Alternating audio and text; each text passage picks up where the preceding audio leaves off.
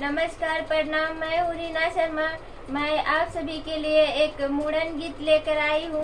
उम्मीद करती हूँ आप सभी को बहुत पसंद आएगी। गीत पूरा पूरा सुनिए और आनंद लीजिए।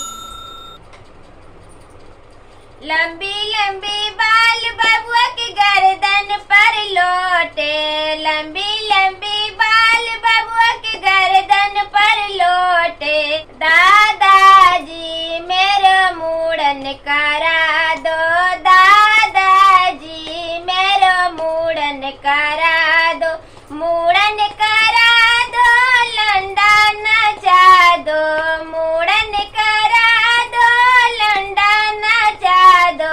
दादी जी 10 टकिया लूटा दो, दादी जी 10 टकिया लूटा दो।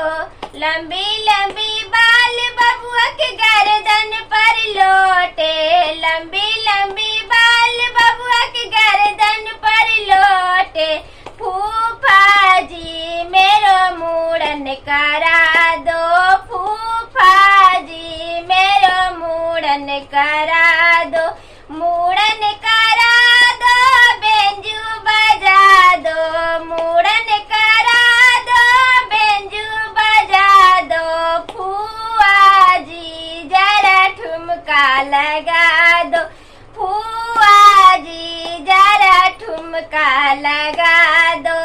लंबी लंबी बाल बबुआ के गर्दन पर लोटे, लंबी लंबी बाल बबुआ के गर्दन पर लोटे।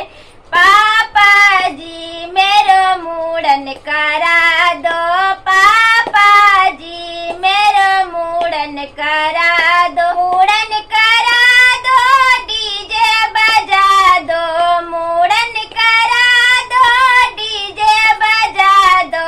मम्मी जी जरा नचवाना